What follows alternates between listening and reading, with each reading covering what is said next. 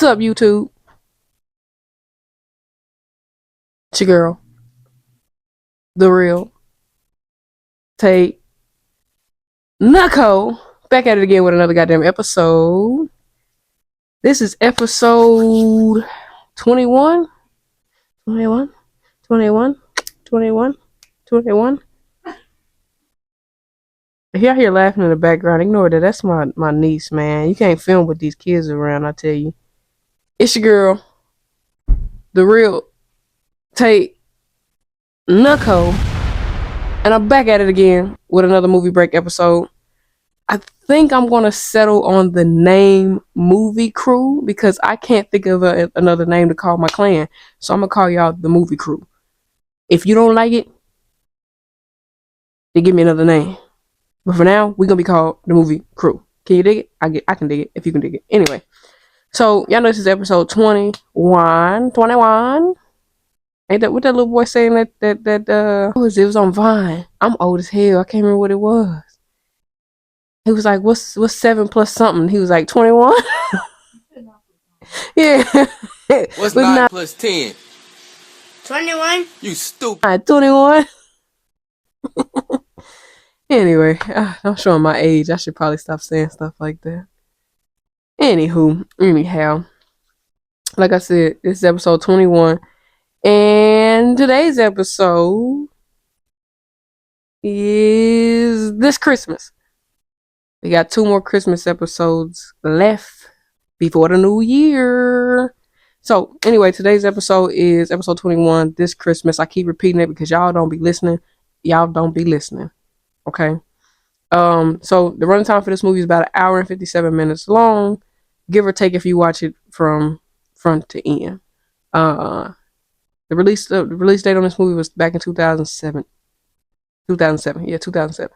I was about to say 2006. No, 2007. That's 17-year-old movie. Which means I was like 12. Damn. That's so wrong to say. Why would you call me old? Man, my niece gonna be throwing out shots throughout this. So if y'all hear somebody saying little slick stuff, it ain't me. It's her. Anyway, y'all know how I like to do. I like to give y'all the character listing before I give y'all a movie recap. So let's run down this long ass list of characters. We're gonna start with the Whitfields. And we're gonna start out with no one other than Madeir, played by Loretta. Excuse me, that was trifling as hell. Let's try it again. I gotta cut a whole bunch of stuff out already. Alright, character list. Madeir, played by Loretta Devine. Quentin Whitfield, played by Idris Elba, whichever one you want to call him. I call him Idris. Anywho, then we got Lisa Whitfield Moore, played by Regina King. We got Kelly Whitfield, played by Sharon Leal. Then we got Claude Whitfield, played by Columbus Short. We got Melanie or Mel Whitfield, played by Lauren London. And then we got Michael, aka Baby Whitfield, played by no one other than C Breezy, Chris Brown. Run it, I can run it. Is your man on the floor? If he ain't, let me know. Let me see if you can run it. See, that's why, you know what? The next time I do an episode, I gotta make sure nobody's around. Because I'm getting tired of people being in my business during my channel. Anyway, let's continue to the rest of the character listing. Then we got Joseph Black, or Joe, played by Delroy Lindo. Then we got Gerald, played by Mekhi Phifer. And then we got Malcolm Moore, played by Laz Alonso. And Devin Brooks, played by Keith D. Robinson. And then Mo, played by David Banner. La la la la la la la la la. Anyway, then we got cousin Fred, played by Ricky Harris. And then Sandy Whitfield, played by Jessica Strop. And then I forgot who the dude, because the dude named Dude in the movie, but I forgot what his name was. I must have didn't write it down. But there's a cat named Dude in the movie. You can find out who Dude is on your own duty time, because I'm not looking it up. Anyway, so y'all know I go next. I kind of recap the movie, basically tell you what happened in the movie. Sometimes I tell you in my own way, and sometimes I tell you exactly how it happened. You just gotta follow and read between the lines. And sometimes I'm gonna jump around and tell you a part that happened before another part, and a part that happened after another part. The point is, keep up, read slow. All right. Now, movie opens up with Madeir packing up Joe's clothes and putting them in a little container thingy thing and getting them prepared to be put into the garage. Why does she put them in the garage, you ask? No, I'm just playing. I'm just playing. No, but she did. She's packing up all her stuff, and her and Joe had this little talk of, like he's sick of her shit is what he really wanted to tell her, but he a deacon at the church, so he can't be saying stuff like that. But I would have told him, I'm sick of your shit. Okay, all this hiding, then I'm in this house with you for what? And I'm gonna touch base on that in a second. But anyway, let me continue the rest of the movie. So after you see Madeir and Joe had a little conversation about packing his stuff up, put it in the garage, you didn't get to see Lisa and Malcolm, who are married, and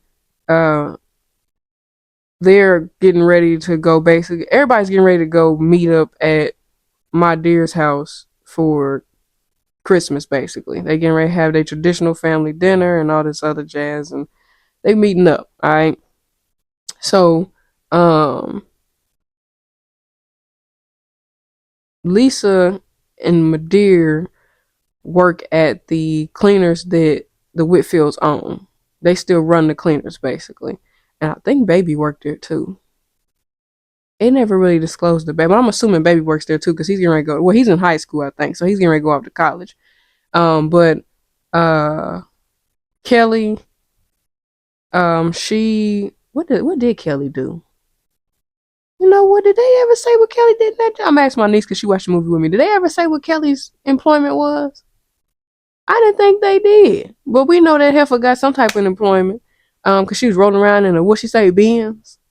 She had a big body of Benz that she was rolling around in. Oh, it was a rental? She was in a rental. Oh, never mind. She wasn't rolling around in nothing. And then you got Mel. She was in college for 7 years. Which you later learn that when they at the table having dinner. And then you got Claude's character, who was in the military, or who's in the military. And like I said earlier, he's in high school. And then Malcolm, his family owns car places, but they never disclosed what his job was either. Or if they did, I was just so annoyed with Malcolm already, because I've seen the movie before, that I just didn't really care that much. But yeah, so you basically meet everybody. And then Quentin, he's the oldest of them all. He's the oldest boy, oldest child in general. And Quentin's a musician who is on the run from some bookies because he owed them some money. And you get to meet Quentin right off the gate at a jazz house playing the saxophone. And he was trying to look cute. My niece said his hairline and haircut was crooked. I wasn't looking that good to know if it was crooked. I ain't gonna lie to y'all. It might have been crooked. But anywho, she said his hairline was crooked, but they at the little jazz spot, and he goes to get a drink, and you can see looking around like he's spooked, like a motherfucker. He's spooked. But you see Mo come in first, and Mo sits right next to him, and he done cracked Mo over the head with a bottle and be lined up out of there. And he too tall to be running. First off, let me put that out there. He was too tall to be running. Now I know it was two of them, but at the time it was just Mo in there. Before Dude even got in there, it was just Mo in there. And you already cracked him over the head with the bottom. I would have had to pop, beat him up. He just took out running. Just dipped. So he running, and dude and Mo chasing after him. They don't catch him because somehow he manages to escape out the little fire escape thing. I was like, this is either in New York or in L.A. and they was in L.A. because I don't know no other states that got fire escapes on no damn bar. Cause I don't think we got no fire. I ain't never really seen no fire escape, like outside the building like that for real. Now that I think about it, I ain't never. That must be a movie thing. Well, no, it might be real. I don't know. But anyway, that's how he escapes. He escapes, runs, whatever, gets away. And he was in Chicago when that happened. He wasn't in L.A. He was in Chicago. He left Chicago and ran to L.A. trying to get away from them, basically trying to duck and dodge them. But he left his wallet in the suitcase thingy thing. So they ended up tracking him anyway. You gonna find that out later. I'm telling you bits and pieces ahead of time. So everybody but Quentin and Kelly knew that Joe, well, actually all of them knew. They just was acting like they didn't know. But all of them pretty much knew Joe lived there. It's just that it wasn't confirmed for Quentin and Kelly that Joe really lived there. It wasn't 100% confirmed for them to, I guess. Well, Kelly said she didn't know. And they was trying to figure out where the hell she been. I'm trying to figure out how y'all don't know. A man has been around y'all since y'all was kids. Don't live in the same house as y'all. How do you not know that? You think this man just woke up every day at 4 a.m., came to cook y'all breakfast every morning? Like he wouldn't. My niece is here, so some things I can't say now. Sorry, y'all. So everybody starts pouring in to Madeire's home. You know, baby already lived there. Baby the only kid that lived there. Everybody else then gone. But everybody starts to come back home. Lisa got there first, and she was too busy bumping her gums about how ain't nobody on time, and this, that, and the third, and just complaining. To me, soon as that kitchen scene hit, the first thing I thought is, y'all ain't doing nothing but a spoof of soul food. Like a lot of these scenes were spoofs from soul food. The kitchen scene with them Madeira and Lisa cooking. It's the same thing like in Soul Food when Terry was the one who went to school, made good, good grades, graduated college, and was making good money, and then Maxine was the stay-at-home wife with the two kids. Well, she had three by the beginning of the movie, but the point is she was the wife with the kids, and the husband was making the money. Only difference is Kenny wasn't a cheating ass bastard. Malcolm is a cheating ass bastard. Oh damn, I did spoil, huh? There. Anyway, but yeah, this the same thing as what happened in Soul Food. Like I said, minus the cheating ass husband. But while Lisa and Madeira and Rosie's in the kitchen cooking, Kelly eventually comes in. They have this little sister tit for tat situation going on, if you will. And Lisa can't cook. That's another. Well, no, see, in Soul Food, Bird couldn't cook. Well, hell, Mel can't cook either. But the point is, they used a lot of what happened in Soul Food and put it in this movie, but they watered it down, to say the least. So while everybody was in the house, well, actually, before this actually happened first, before Kelly went in there to go help or talk to her peoples, Malcolm Shiesty ass was sitting outside. And see, he was outside talking about business related stuff, but and they come out, Joe come outside, and I want to say Clyde was the other one who was outside, and or was it Baby? It was one of them niggas. I think it was Clyde. Anyway, they out there, it was Clyde. They was out there admiring his new Escalade truck, ooh, you got your name in the front grill. Like, who first of all, that's some boosted ass shit. Why are you putting your name in the grill, the emblem thing? Now everybody gonna know this is Malcolm in it. Like, you such a narcissistic, conceited ass bastard. Cause who does that? I'm gonna put my name in the front. That's trash. Ain't nobody. I want everybody to know it's Big Malcolm in this truck. Put that on your tags, goofy bastard. Anyway, I digress. But that's when Kelly rode up in the rental that my niece so openly pointed out. She pulled up in that Benz rental. But I ain't gonna lie. You got a little tight change if you out here renting a Benz, especially back in 07. You got a little bit of money. Anyway, so back into the house. I forgot to mention that part to y'all, but back into the house. Lisa and Kelly have this little big sister, little sister rivalry feud. Glorilla needs to stop playing feud between each other. They go back and forth, but in like once again, just like in Soul Food, Terry and Max. Only difference is Max stole Terry man, but in this case, Lisa and Kelly just have this issue because Kelly can't stand Malcolm because she know he a dog. She know he a dog, and she wants better for her sister basically. But anyway, let me continue to recap the movie. And Baby that was outside. I think it was Baby that was outside with them. Now I can't remember. Who was it? Baby? It was Baby that was outside admiring the Cadillac. It wasn't Clyde because Clyde had just ended up coming in. Yeah, he came in there while they was cooking. That's yeah. Anyway, they cracked a little joke on Kelly talking about make some Kool-Aid for the kids. Now I'ma just say this: if you can't cook, I can't trust you to make the Kool-Aid either. You don't know how to use ingredients very well, then. If you can't cook, you're not making no Kool-Aid for me. That Kool-Aid either gonna be too sugary or it's gonna be bitter. No, thank you. You sit your ass at the kiddie table then, since you can't do shit, right? Go sit at the kiddie table. God damn it. Um, but they end up having like a, a little not a montage, but they have a little flash, if you will, and then you meet Mel. Y'all know I jump around. Like I said, I'm not gonna tell you every little thing, but I will tell you mostly everything. Okay, I'm gonna tell you everything, almost damn near, almost. Anyway, so you meet Mel, which is the baby sister, but she's above Baby, so it's Baby then it's Mel. When Mel comes in with her little boo thing, Devin, and they all greeting Devin or whatever, and I noticed no one liked Malcolm but Lisa.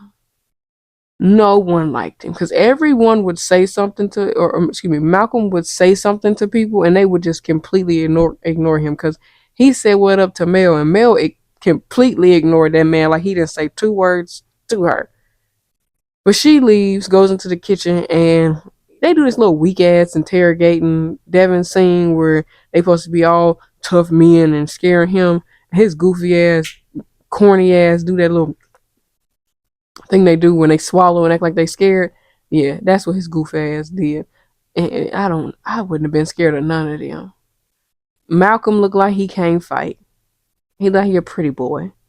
Only one who might look like they got some hands is Clyde. Cause Baby, all he gonna do is, it's your man. Oh no, he gonna dance on your ass. He ain't gonna fight. And who else was in the room? Oh, Quentin wasn't there yet. So it was just Clyde, Malcolm, and Baby. I wouldn't have been scared of none of them niggas. They don't look like they can fight. None of them. Okay, so after they had a little scare tactic with Devin, Devin Brooks, they all sitting down having dinner and kikiing it up and whatever. This is when we learn that Mel has been in school for 7 years, and the only reason she's been in school for 7 years is because the girl changes her major based on the man she dating. Whatever his major is, she changes it so basically she can spend time with him. That's some lame shit, if you ask me. And then they thought, made me think about it. Yes, they stole a little bit from Tyler Perry's House of Pain because in House of Pain, they son Calvin, Mr. and Mrs. Payne, I can't think of their first names right now, Ella and Curtis, they son Calvin was a professional student. That nigga was in school for about 7 years too. So I'm like, so y'all just went and watched TV shows and movies and just pulling shit, huh? I digress. Sorry, I'm going off on a tangent again. So while they at the dinner table, they had a little conversation with Mel, but then also they had just finished cooking the food. So the food was warm, right? Or at least nice, hot enough to eat. This Malcolm gonna say, can you take my food and warm it up in the microwave? It's cold. Okay, he likes his food hot. I wouldn't give a fuck what he like. I'm not getting up to warm no hot food up in no microwave. And then when I come and sit it in front of you, you gonna ask me to cut it up like you a toddler. He was straight treating her like a maid, because I wish I motherfucker would. You hear me? I wish you motherfucking would. No. You better be handicapped or have a broken arm or something, because you a grown man. And you can argue with your mama, but I'm not cutting no food up for no grown man. You better be unable to do it on your own. I barely cut up food for my nephews. What the hell I look like cutting it up for some grown ass man? You shut your face. I don't understand that. She just Lisa out here just looking bad. You just looking bad, Lisa. Cutting up food for a grown ass man. The hell you preaching? And I know their kids was probably sitting there looking at them. And I noticed they had a kiddie table. And I know them kids was probably sitting there thinking to themselves, "Oh, mama, you soft. You soft, mama. You soft." Anywho, I got distracted. Y'all know, see, this is why I usually shoot my episodes without people around, because he got this movie playing in the background and I keep getting distracted. But I'm sorry, I'm back here. So they got into a little family debate and whatever about their father leaving the home, which I will disclose later on. Why when they daddy leave? Because Joe's not none of their daddy. Madeir has 6 kids with Quentin Sr. and no kids with Joe. Madeir and Sr., if you know, you know. Anywho, but yeah, they got into a little debate about that. And while they were in that little debate, they could talk about colleges that he went to, and then what's and he brings up about Devin going to a Morehouse, going to an all black college, and he asked such a stupid question. Gonna ask him how he feel about going to all black school. Like, he black. What does that matter? You black. I went to Princeton. I can tell you went to Princeton with that old chip on your shoulder. Fucking goofball. Anyway, but yeah, Devin ends up in a, as my mama used to say, in a nice nasty way, cut his ass up. He let him know what it was and what it ain't. I don't remember verbatim what that man said, so if you want to know what he said, just go watch This Christmas, and you'll find out exactly what he said to Malcolm. But he shut Malcolm the fuck up, I tell you that. Malcolm didn't have nothing else to say about no all black college after Devin told his ass what it is and what it ain't gonna be. Anywho, back to the story at hand. Mo and Dude went on a hunt looking for Quentin after he escaped their grasp. Like I said, they were in Chicago, so they had to leave Chicago to go find him in LA where everybody else was at. But they were driving, looking for him. I don't know how far it is to get from Chicago to California, but they was driving for a long. Like, you really wanted that money so bad, or you was scared of whoever he owed that money to so bad that you said, "Well, I'm gonna drive from Chicago to all through California looking for your ass, cause I can't turn up without no money." Gotcha. While they driving around looking for Quentin, you also get to see Kelly, Malcolm, Mel, Baby, and Clyde. They all in this little collective little circle, playing card games or whatever, and they pretty much arguing about selling the dry cleaners in their mother's home. Everybody is against it. Kelly, Mel, Baby, Clyde, all them is like, hell to the no. Lisa, on the other hand, like, we all come out good if we sell it. She want to sell it because of her raggedy ass husband. That's why. She don't give a damn about what her selling. She want to make her husband happy and think that's gonna help him stop cheating. It ain't. Anyway, so when they got done, when they was playing cards, they ended up clipping to them having a little family Soul Train line. I used to go out and party.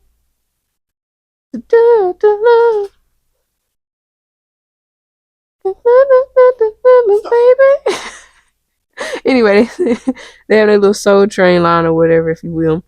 And while they're dancing, everybody going dancing, whatever the case may be. Then they get to Madeira, and she do her little funky little two-step, her little chicken one chicken. Now, what threw me off is how Quentin came in. He dancing all behind his mama. That's not how you're not supposed to be dancing behind your mama like that. You're not supposed to be dancing behind your mama like that, sir. That is your mother, okay? But everybody was surprised to see Quentin because he be on that road. They ain't seen Quentin in years because he's always on the go. 4 years to be exact. Thank you, sugar. They ain't seen Quentin in 4 years to be exact. And I mean, can you blame him? Quentin out here chasing that musician dream and running from bookies at the same time. So, which they never really disclosed why he ended up owning a bookie. So much money. Like, what was you doing? What was you doing that you ended up owing them 25 grand? What were you doing? Get your shit together, Quentin. Get your shit together. Anyway, so after the little dancing, they all sitting down at the table. They didn't fix Quentin a plate like he the man of the house. Madeira and them got him a nice fat little plate. He's sitting there eating with his lopsided haircut. Sitting there eating and chop, chop, chop, chop, chop. And they're discussing and having a family discussion, if you will. And Joe walks in. Quentin get mad because Joe asked him what's wrong with church. Like, I guess they was telling him all the plans basically for the weekend, not the weekend, but the Christmas time, events or whatever. And they mentioned going to church, and he was like, I ain't going to no church. And Joe like, what's wrong with church? And they, now I ain't gonna lie, Joe could have just left that shit alone. He didn't have to ask him nothing about no church. You already knew the issue with the problem. What? I ain't gonna say he knew. Yeah, you already knew what the problem was, Joe. I would even say nothing to him. He don't want to go to church. He don't want to go to church. Ain't my problem. You don't want to get right with the Lord? That's on you. That is on you. But, Joe had to say something. So they going back and forth. And he pretty much tell Joe he don't believe in Joe's God. Which, what God Quentin believes in. Then it must not be the one upstairs. But anyway. So they go back and forth about that, whatever. After they had a little disagreement, it cuts to Malcolm and Lisa. And Lisa steadily trying to convince, or Malcolm steadily trying to convince Lisa to convince Quentin to agree to sell the cleaners in their mama's house.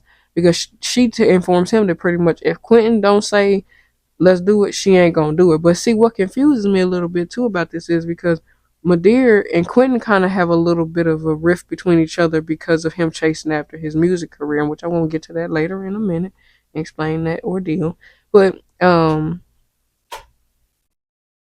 he's steadily trying to convince her to convince them to get that sold instead of minding the business that pays Malcolm. But really, Malcolm needed that money because see, he didn't put some money in some escrow account that must be messing with their actual main money, so he need that money to back up the money he just spent, is what it sounded like to me. But they never really disclosed all that to us either. Anywho, after they have that little thing, then this is where you find out because Mel and Devin are down in the kitchen. I don't know if they was washing dishes. I think they was washing dishes if I'm not mistaken. This is where Mel pretty much talks to Devin and tells Devin like, Quentin Sr. was a musician as well, just like Quentin Jr. He was a musician, but he ended up choosing music over his family, and he left. He out on Madeira and his kids. He said, it's a road to heaven, and music is my choice. The nigga left. More like road highway to hell. Anyway, he left and dipped on his family. She was explaining that to Devin, and Devin was like, okay, whatever. He didn't seem like he really was all that interested in her story about at that bullshit. But pretty much, basically, because of Senior leaving their mama, is the reason why nobody else in the family but Junior has pursued any type of music career. And it never made sense to me why the fuck Senior has anything to do with the kids. You can't be mad at the kids and stop the kids from liking music because they daddy left you.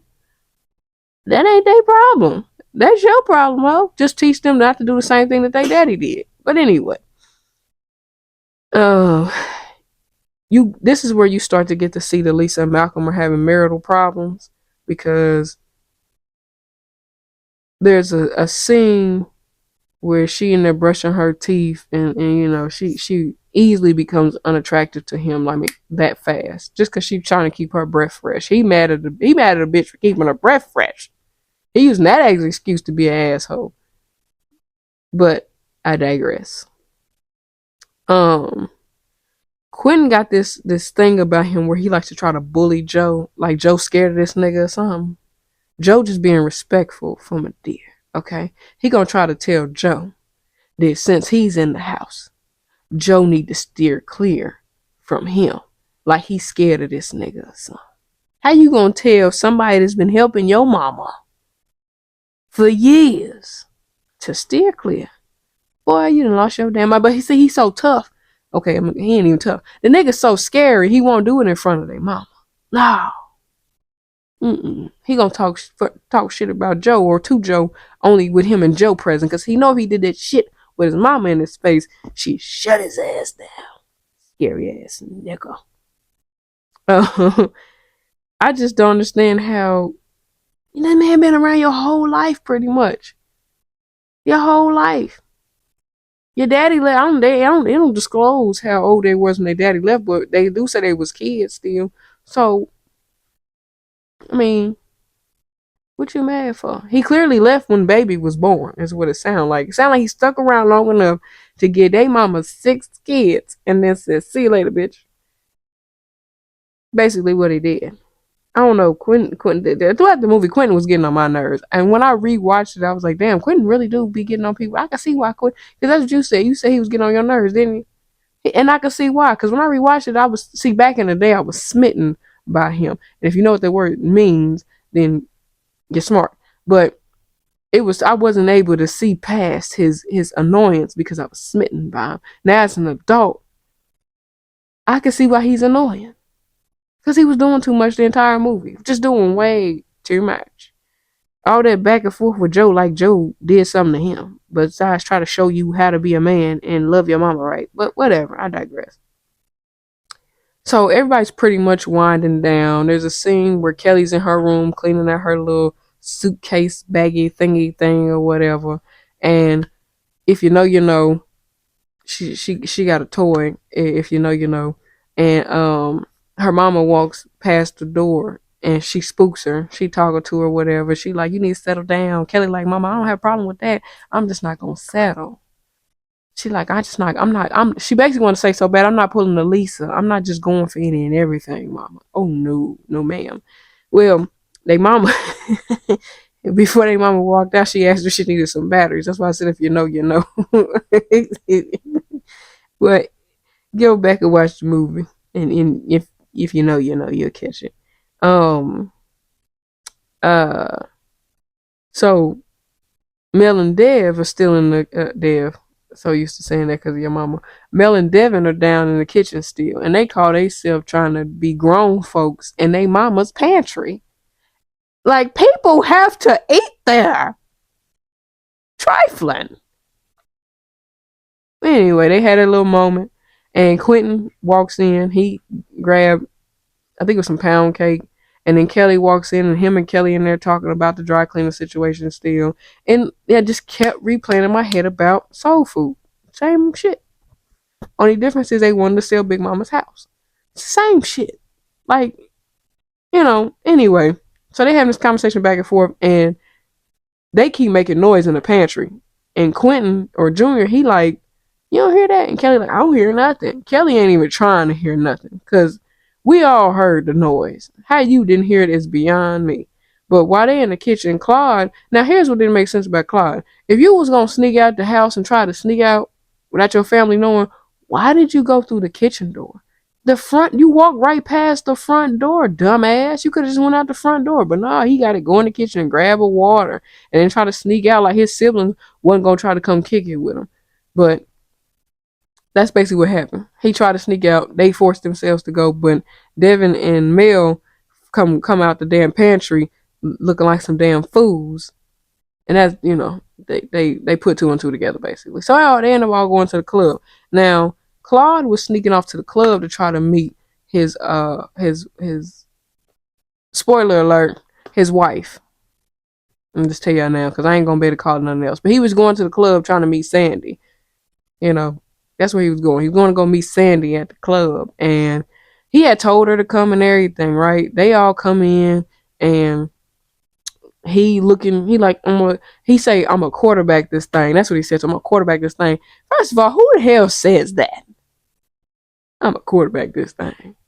So he really was using that as an excuse so he can go to the bar himself.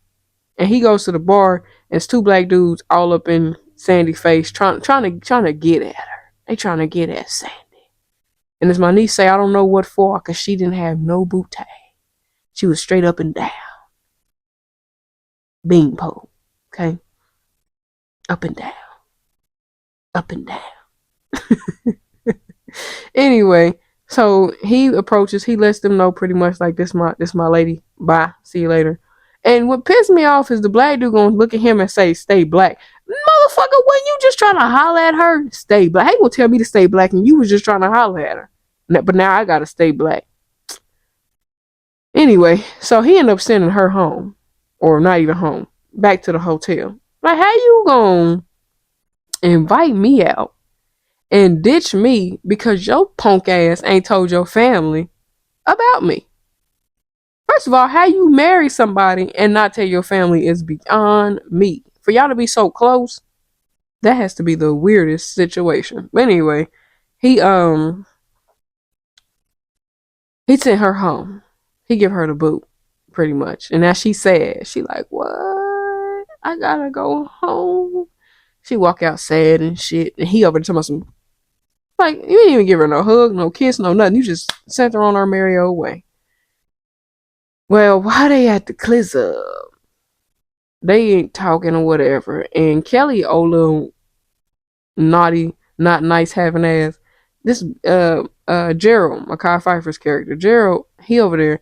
I can't even say he was really, we don't know for sure if Gerald was checking her out. They say he was, but let's be real. He could have been looking at anybody in the club. He was just so far away. But for the movie's sake, they said he was checking her out. So he was checking her out. Okay. And Quentin, oh, I know Gerald. We went to school together. And I'm like, okay, so if y'all went to school, that means he went to school with Kelly too, cause y'all not that far apart in age. Your mama had 6 of y'all. Ain't no way in hell she had y'all 4-5 years apart. No, y'all like step you right underneath each other pretty much. You, Quentin, Lisa, and Kelly, damn sure gotta be like real close in age. They at least a year and a half apart, maybe two. And then Claude, Mel, and Baby are real close. They gotta be real close in age. But Baby's 17, so I guess maybe not. But anyway, the niggas. Well, no, hold on. That don't make sense. How the hell? Well, no, that could. Well, damn. They had Baby late then. Because that don't make sense. The math ain't mathing. If Baby, he 18. If Baby's 18, and if Mel been in college, unless that was just a joke that she been in school for 7 years, that might have just been a joke, maybe. Because that wouldn't make sense. Because that means she would have to be damn near 25. Well, I guess that could be true. So that means Senior didn't leave that fast. Or did he? What the hell was my dear and Senior going? Anyway, I'm going off on a tangent, my bad. So, back to the club situation. Oh, Gerald. So, Quentin brings Gerald over there, and he over there trying to put the moves on Kelly. Didn't need to do all that, to be honest, because she was already feeling him from across the way. But this is when they find out Baby can sing. Try a little tenderness.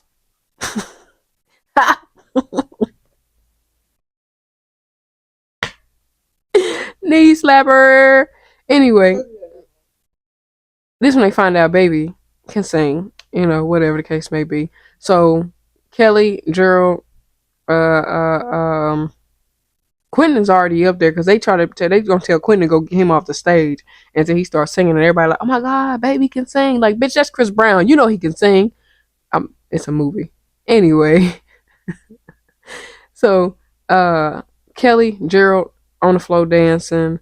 Quentin's already on the floor, and uh Devin and Mel, they on the dance floor. They dancing. Which, how you dancing? A little tenderness. How you dancing to that? That's not even a danceable song. I digress. Only one sitting down at the table still is Clyde. Well, Kelly little nasty, but leave with Gerald. She like, bye y'all. I'm gonna get out of here. Da da da da. She go run off with Gerald. Whatever. And like I said, Clyde's still sitting at the table. The two homeboys that was messing or trying to holler at his chick walk up on him. And they said, I forget exactly what they called her, but it was so disrespectful. I forget exactly what they called her, but it was so disrespectful if you ask me. Like, what was it? What did they call her? Damn, I can't remember what it was. If I find the clip, I'm gonna put it somewhere in yeah. But they called her something. And Clyde was like, come again? And dude was like, hey, she might not be like a sister. Something about her not packing no junk in the trunk, but she got some strong knees or some shit like that. He said to and said to Clyde, I ain't gonna lie, I wouldn't have went as far as Clyde did. Clyde he ended up kicking one in his groin, and then the other one he swept him off his feet and then put a gun to his throat. I wouldn't have probably done all that, but they would have got beat up in that club for sure. Oh, they most definitely would have got beat up in the club for sure. But Quentin, Mel, Devin, and well, not even Baby. Baby didn't even leave. Just them three, I think. They grab Clyde up because they see what he's doing, so they grab him up, scoop him up. They leaving. Quentin called himself trying to be somebody's daddy, so he trying to argue with Clyde about what Clyde did in the club, and Clyde like, nigga, if you don't shut the fuck up, you not my daddy, nigga. Give a fuck about what you talking about. So they, arguing, and Mel's like, bro, leave him be. It's not getting nowhere. Just stop this. Cause he don't care nothing about what you talking about. They all get to the home. Quentin still call himself trying to be somebody's daddy, still trying to chastise him about the situation. And Baby asking all these questions. They like, Clyde like, I let it go, so y'all need to let it go. Don't bring it up no more. I don't want to talk about it no more. Hirsch. Shh. Shut your mouth. So the Kelly then left with Gerald. They ain't worried about Kelly. They ain't checking on Kelly. Ain't nobody called Kelly. Kelly gone with Gerald. Quentin talking about she with Gerald, she in good hands. What you mean? You don't know this man as an adult? Y'all went to school together. He could be, like my niece said, he could be a serial killer. He could be a stalker. Oh, then it basically, after they shut up about trying to check Clyde about what he did, the next morning, here come Kelly, old nasty tail self. Kelly, she called herself trying to sneak back into the house or whatever, and she was taking mighty long to get back into the house. Like, she trying to sneak past Joe because he putting up Christmas lights. First of all, Joe already had seen her. He got peripherals, so he probably had already seen her trying to creep past the tree. And she thought she was slick because Rosie was telling her, you better go. But no, Madeira even had her back turned, but still knew Kelly's little nasty ass was sneaking in the house at God knows what time in the morning. And when Kelly gets upstairs, Malcolm having a little sneaky phone conversation that, what's her name? Kelly over here. She eavesdropping, but Malcolm he's leaving to go sign some work papers. This is when you know your man cheating, cause it's holiday time. They can't fax you the papers. They can't wait till you come back. They couldn't have had you do this before you left. Like, come on now. You gonna cheat. Come up with something better than that. Like, well, I gotta go sign these work papers. Then the men go get a tree. This is why I say Quentin was getting on my nerves the whole movie. They go get a tree, right? And everybody looking at the tree but Quentin. Quentin the only one. And then when did he smoke a cigarette if I ain't mistaken? Didn't he light up a cigarette though? You don't light up no damn cigarette near no trees. But anyway, everybody's looking at a tree. Joe comes back into the scene and Joe picks out a tree. I don't like that tree. That's Quentin. I don't like the tree. Nigga, you ain't picking out no tree. You just sitting around here trying to be everybody's daddy. But baby and Claude like tree cool with me. So they take the tree. When they say they want that tree, here go Quentin. He cop an attitude and he leave. Nobody care. Not a soul care about you having no attitude, Quentin. You been gone for 4 years. Like you told Kelly, you don't care one way or another. Remember? Well, they ended up getting back to the house. They getting a tree in, and now maybe because I wasn't raised to be no punk little female. I won't call it that word, But what made me, why the hell was Kelly and Mel? They the men trying to get the tree in, and Clyde on the phone trying to get a hold of Sandy. And instead of Mel and Kelly just helping push the tree in, they call for Clyde. Clyde, come help. What you bitches, y'all handicapped? Just all you had to do is help push it in there. But Clyde come and help. They push the tree in. They get the tree in there, whatever. Oh, when they get the tree in there, they decorating the tree, and Clyde's still sneaking off, having phone conversations, and nobody's paying him no mind. He's sneaking off, talking to Sandy, and telling Sandy that he gonna tell the people sooner or later about her, and blah blah blah. And then Madeir gets a Christmas card from Senior, and blah blah blah. Whatever, that happens. Fuck all that. Nobody cares about that. When Lisa finally comes back from dropping Malcolm off at the airport, in which his shiesty ass gonna tell her everything I do is for you and the kids, and da da da da da. Boy, bah. But Lisa ends up coming back from dropping Malcolm off, and here's what bothers me about people. Okay, you don't know who Mo and Dude are. You have no idea who these men are. Just because they say they looking for Quentin, and how they know you to stop you to ask you about your brother, and you don't know who they are. Threw me for a loop. But her goofy ass takes them straight to her mama house. You bringing trouble to your mama front door. Well, technically, Quentin brought trouble to their mama's front door. But you literally brought trouble to your mama's front door by bringing Mo and Dude to your mama house. You don't even know them. When they would say they was looking for Quentin, I'd have been like, you know what? If I talk to him, I'll let him know you're looking for him. Not bring him to your mama house, you goofy heifer. I digress. That just irritated me because who the fuck does that? I would never bring somebody looking for my brother to my mama's house and they look shisty as hell. Mo and Dude did not look like two clean cut brothers. I wouldn't have been like, oh yeah, come follow me. Stupid heifer.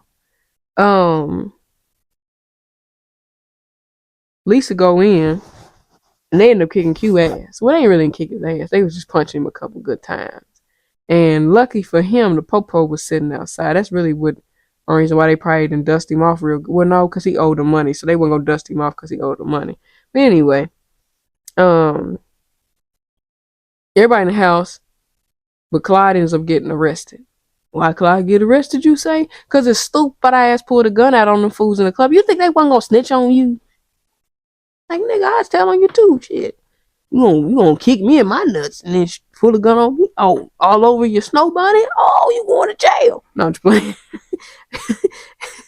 No, it never really said who called it in, but I'm assuming it had to be the dudes he assaulted, because it's a club. Well, no, the club manager could have been looking at the cameras at the time that the incident happened. Never know. Anyway, Clyde gets arrested, and he ends up telling Q about Sandy. He ain't tell nobody else. Well, he couldn't tell nobody else because he was in jail. But that's why he should just went ahead and told him the truth, told him everything in the beginning, because now you got to tell one sibling who got to go tell another sibling, which Q and Lisa Mo and Dude took them to the police station, which makes sense now why Mo and Dude was trying to not let their face be seen, because I ain't going to spoil it just yet. I might spoil it sooner or later. But anyway, on their way back to the house, or on their way No, not to the house. On their way to the what you call that place? The police station. They was in there talking, and Lisa ended up telling Q like Joe been living with Madea for years. Like it is what it is. But anywho, like I said, Claude ended up telling Q about Sandy and the marriage or whatever the case may be, and whatever.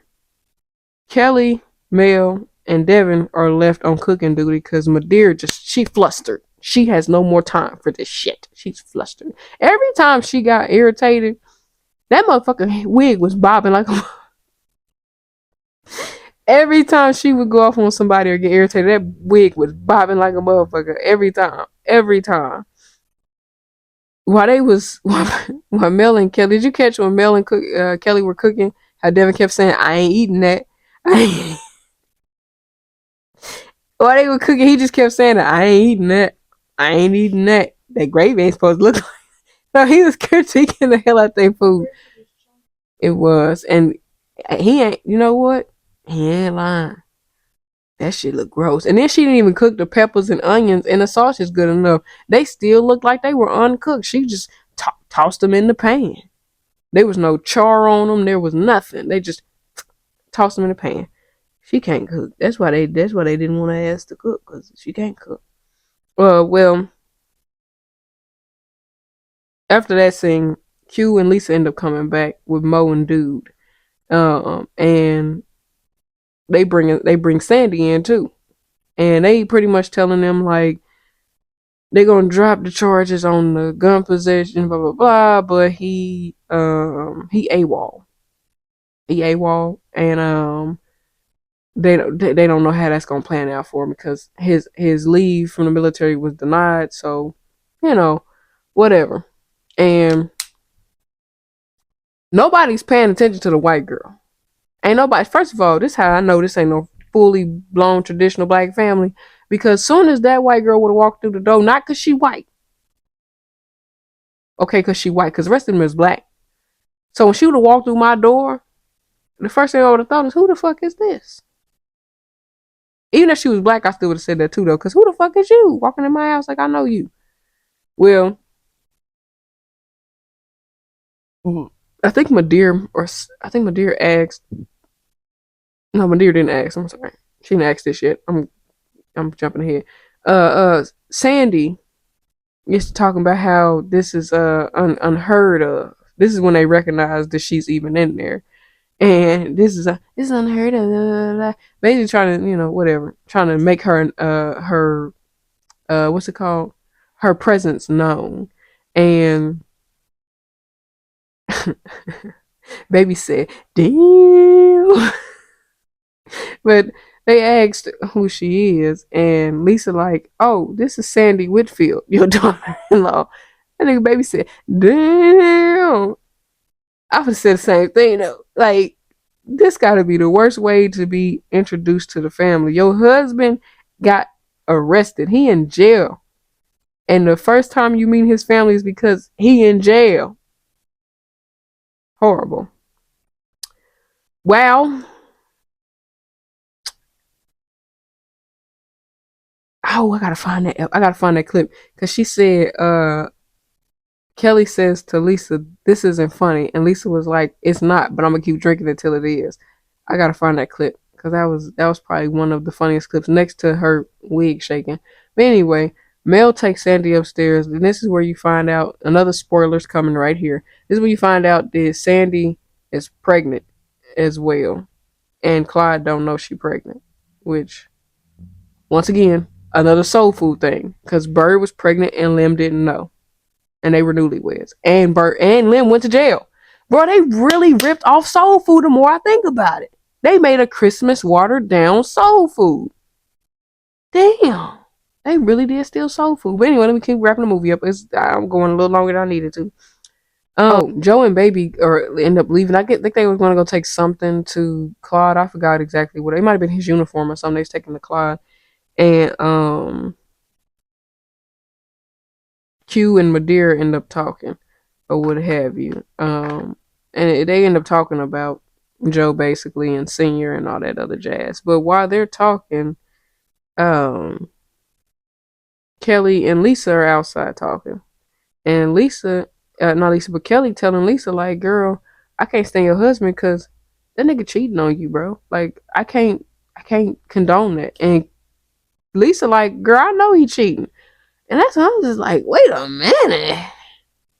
You know he cheating and you still there?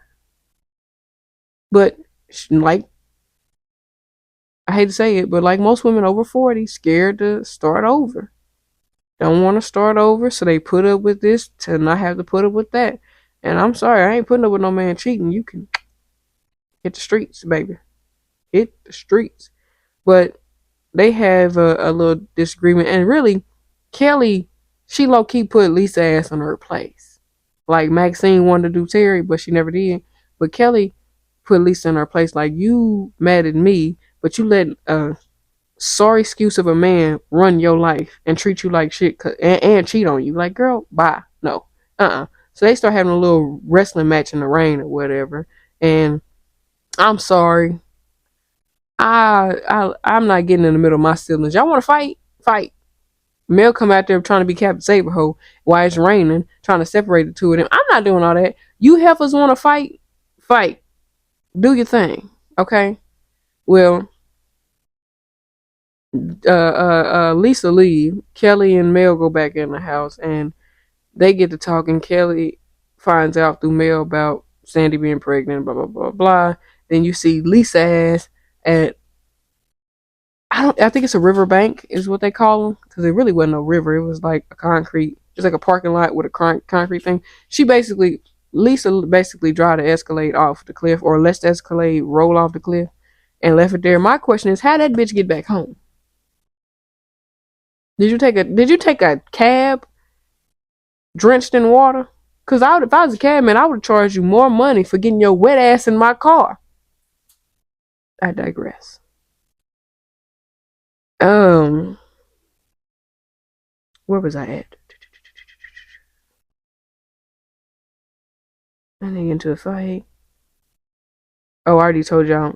My dear and Quentin have a heart to heart about senior and blah blah blah. And Q pretty much he was right, but also a little tad bit disrespectful. But he pretty much told his mama, like, your resentment for me and your hatred for Senior and what he did is stifling the rest of the family, especially Baby. He don't say exactly that Baby's a musician or can sing. He just pretty much tells her, like, you stifling this boy because of his fear of hurting you.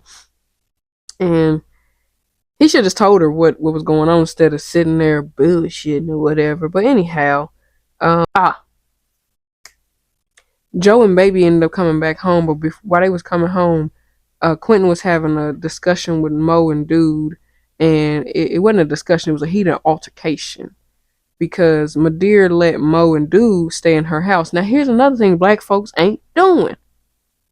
You not staying in my house and I don't know you. Now, Sandy, she got a pass. That's her daughter-in-law. But Mo and Dude are two strange men you don't know that look suspicious that your son just sat there and said don't let stay in the house, and you still talking about they can stay because they friends of your son. Have you lost your everlasting mind? Them two men could have robbed y'all, tied you up, did anything to you. I know it's a Christmas movie, but I'm just being realistic. Anywho, so while they having a little heated altercation, Joe and Baby walk up, and Joe, he peeping what's going on. Baby over there acting like he don't see nothing, but Joe peeping what's going on. Joe like, you two suckers up to something. Got it. Well, Baby did eventually realize something was off, and Joe knew for sure something was off when Quentin gonna say, yeah, you gonna go upstairs with my dear, and I'll be up there to what do you say, tuck you in later? Nigga, they grown. Tuck them in. Joe like, oh yeah, something definitely going on. But so Mo and Dude get put in somebody's room. It's got twin beds in it. They get put in the guest room, I think. And Quentin, he was leaving anyway. He went to go get Joe's stuff out the garage, put it in front of the door, and all that jazz. Oh, before that happened, This is why I believe my niece when she was talking about how Gerald might be a creepy stalker ass nigga, because he came back later that night and he basically told Kelly he knew her from school. He remembered how she used to be a little nerdy looking chick or whatever. That's so creepy. Why would you?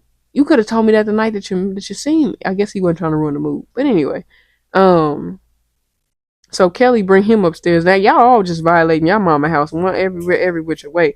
But she bring him upstairs. They go to sleep.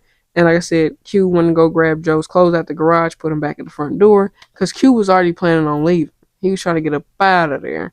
So when Mo and Dude fell asleep, or I don't even, they never even fell asleep. Now that I think about it, they never fell asleep. So how did he even get in the room to take the stuff out of their pants pocket?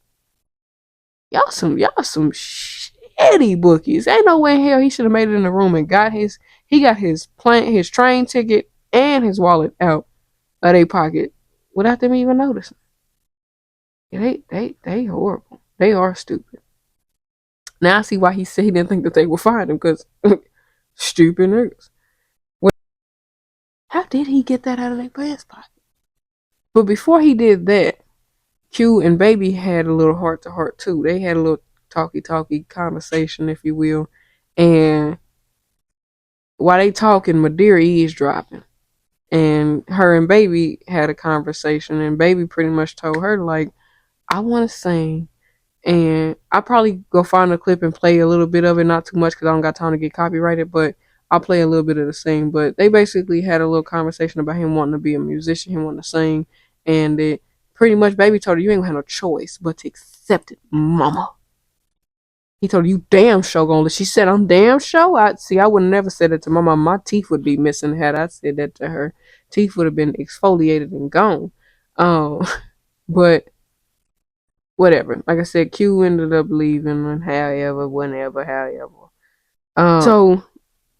When I said earlier that Mo and Dude didn't realize that Q had took the shit out of their pocket, they finally realized it, and they went to go chase after him. They catch him because he over there doing the stupid shit, acting like he don't think these men are gonna eventually think of the fact that he gone.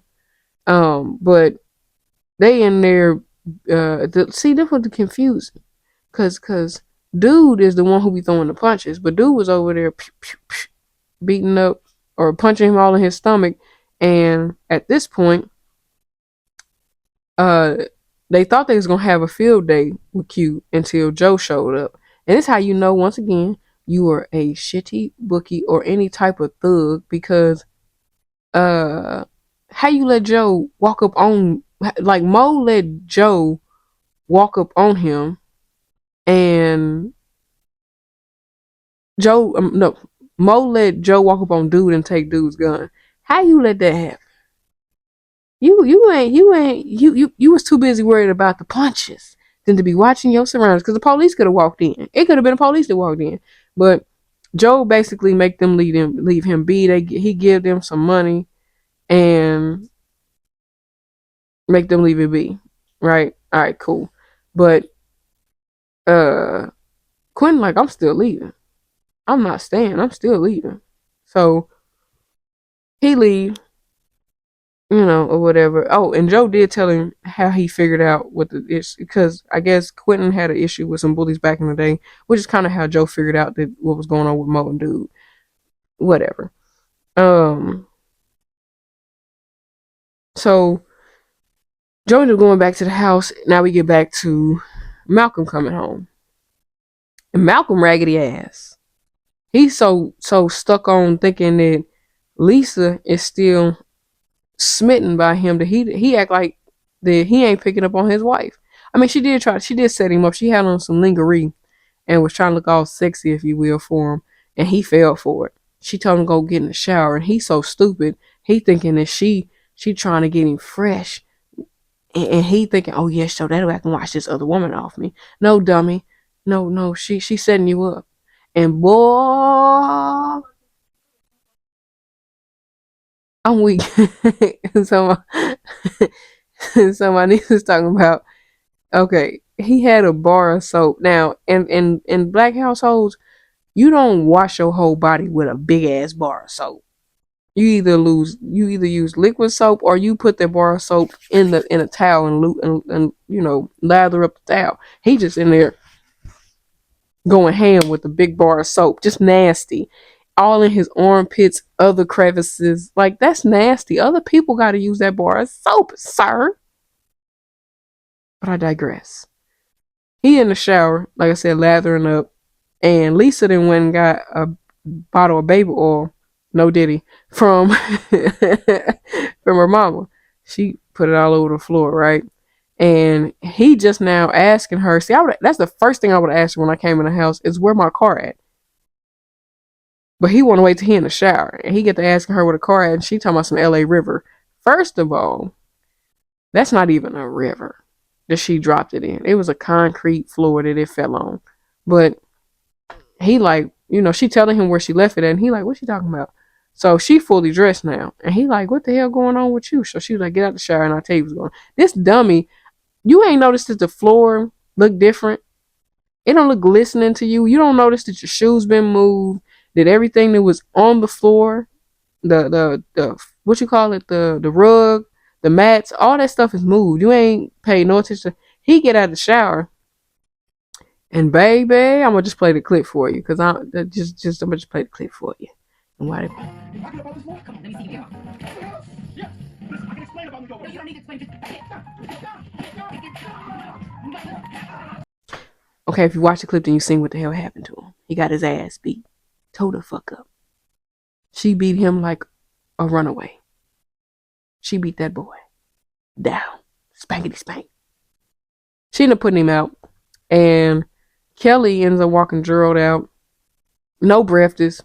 No nothing. She just put the man out. But how you gonna put the man out with no breakfast? I mean, you ain't gonna feed the man. But she put him out. Well, not in a bad way. She just didn't feed him. She just, used him for cuddles and snuggles and then kicked him about the crib. But she trying to be somebody's sugar mama, offering to pay, buy him plane tickets to New York and all this jazz. And he like, girl, I got my own money. I don't need your money.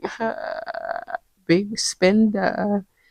And Lisa and Kelly eventually had this little bonding sister moment. And Kelly, and not Kelly, but Lisa ends up telling Kelly like, yeah, girl, you was right. I was wrong, blah, blah, blah, blah, blah. I'm filing for divorce. Boom, bada boom, bing, whatever. Okay. And she should have kept that outfit on that she had when she whooped her husband's ass. She should have just kept that outfit on.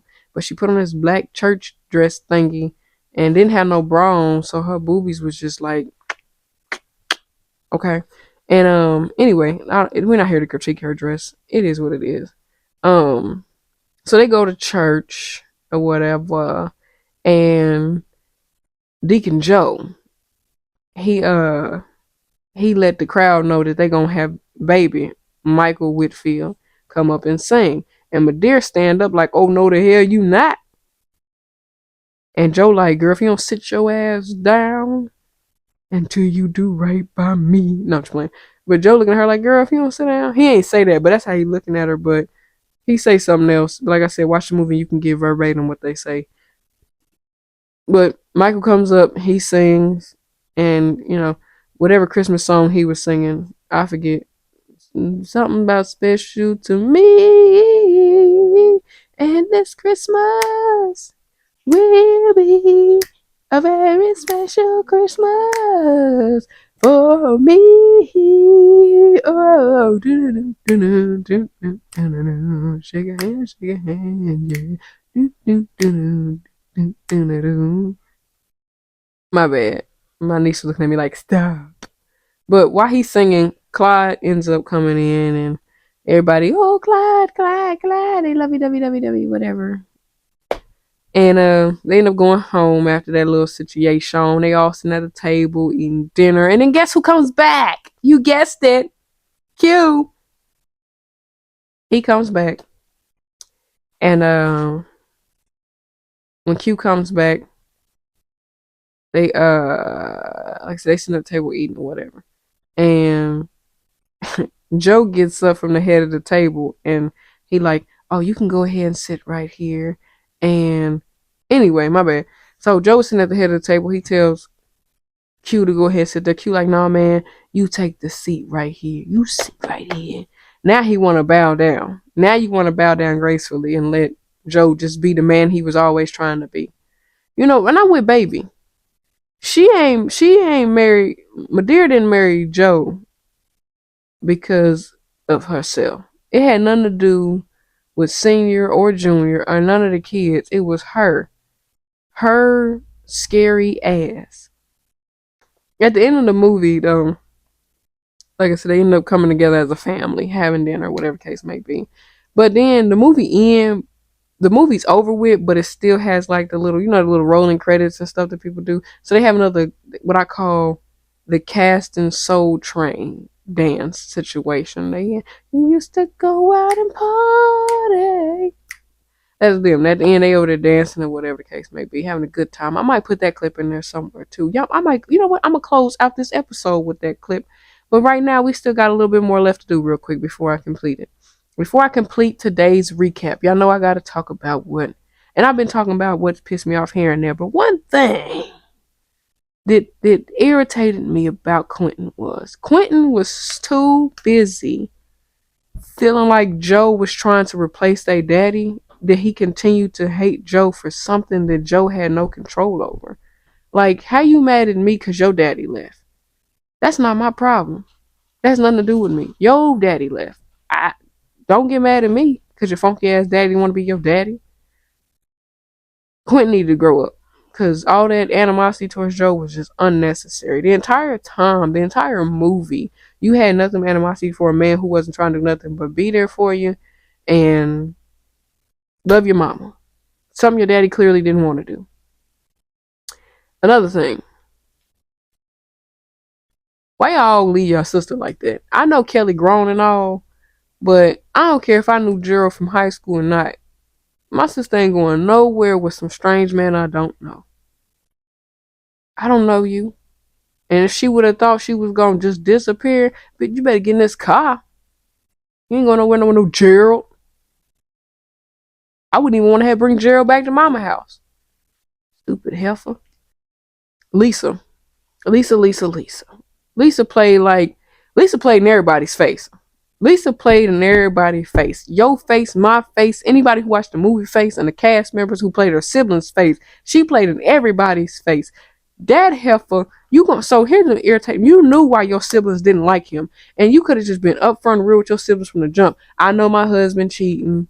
Y'all don't have to run around here angry at him. I know he's cheating, but I'm too scared to go move on and be with somebody else and have some happiness. So y'all gonna have to just forgive Malcolm. It's me. It's not him. Instead, you played in everybody's face and had everybody upset and mad at Malcolm. Whole time you let him get away with everything. And you trying to put us in a rut and make us sell mama's cleaners and sell the house just to make your husband happy. That's not gonna make him stop cheating on you. Goofy bald head goober. No, I ain't gonna lie. Her hair was lit throughout the entire movie though. I'm gonna have to give Lisa that. Her hair was laid the entire movie. It was. Her and Kelly hair was laid the entire movie. Mel, she always got that same. In every movie Laura London had played in, I don't think I've ever seen her wear any other hairstyle besides a ponytail or just the long part down the middle hair. I've never seen her wear anything else. I'm gonna go back and look at some other movies that Laura London played in, and I don't think she's ever worn any other hairstyle. Nope, I don't think so. Like with ATL, she had she had a ponytail in ATL. Yeah, I ain't never seen her wear no other hairstyle. Laura London must don't like weaves and stuff and wigs and stuff like that, I guess. Well, I ain't gonna say weaves, but wigs. She must don't like wigs. Anyway, oh, Lisa. Besides her playing people's face, she run her mouth too much, by the way. Because when she was in the back of the car with Mo and Dude, in the car, she was in the back. I'm sorry, she was in the back with Quentin, but Mo and Dude was in the front. Well, she was just running her mouth, telling all they little family business. Oh, if we sell the cleaners, Quentin, you'll come out on top. If we sell Mama house, why are you running your mouth telling all y'all business? And then she want to get quiet when she realized Mo and Dude might be some bad dudes, because they get to asking questions about the family business and about the money. You done already let them in the door. You might as well go ahead and tell them some out. Big mouth heifer. See, hey man. She want to be in everybody else's business and run everything, and that's why she was treating her family like that, because her husband was treating her like that. So she wanted to have some kind of control over somebody because she didn't have no control over her husband. So she wanted to control everybody else. Well, she should have go set her ass down and go control them kids she got who didn't even have no lines in the movie. What was the point of having kids in the movie when they didn't say 2 words? Them kids they didn't say hi grandma. They didn't say hi to their uncles and aunties. They didn't say shit the entire movie. What was the purpose of them kids even in it? We could have just been alluded to the fact they had kids at this point. Cause they never said nothing. Did them kids say one word in the movie? Not a motherfucking word. Y'all can't see her, but not a motherfucking word. I ain't said shit the entire movie. What was the point of her? But them kids be I said her. What was the point of them kids, her and the boy being in the movie? Another thing. After Lisa whooped Malcolm ass with that belt and that baby oil, he just left. He didn't even try to get his lick back or nothing. He just left. He took his beating and left. There were no real men in the house because I don't think Joe was there at the time. I think he was already at church. And baby, he don't look like he could fight in the movie. The way they had him portrayed, he didn't look like he could fight. So I was like, you didn't even get your lick back. You let her beat you with a belt and put you out, and you ain't get your lick back, bruh. I'm sorry, Lisa would have had a black eye before I left that house. They would just had to come and find me because you're not going to embarrass me like that. The whole family knew I got beat with the belt. That's the embarrassing part. Everyone knew that he got beat with the belt and that she put baby on. Everybody knew. I was like, damn, that's embarrassing as hell, bro. Like, mm-mm. Now, my niece gonna hate that I'm bringing this up, and I'm gonna show it. I don't care. My camera cut out, so this is the remaining like 5 minutes of what y'all fucking missed. I don't even got no bloopers now because I didn't know the camera cut off. So now we ain't got no bloopers. When it cut off, I was talking about the church scene. And buddy, okay, I don't care what nobody say. You can say what you want to say. That man braids was trash. Okay, his braids was trash. What if he did it himself and he can't see? I don't care. He had 2 little pieces of braids right here that was laying down that looked like they was like this, and then the rest of it was going in the back. That shit was trash. Trash. You probably see the picture or the video, whichever one I'm playing. It was trash. I don't care. It was trash. They could have gave him a Snoop Doggy Dogg press and curl. They could have gave him anything. Not them raggedy ass braids. I don't care. And I think they had beads on the bottom. I don't care. That man did not need them braids in his hair.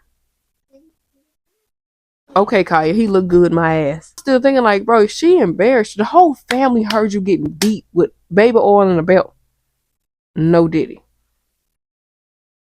And you just you just left. With no concern, no. He wouldn't even argue back. You just took the beating. You took the defeat. Your kids know you got beat with the belt.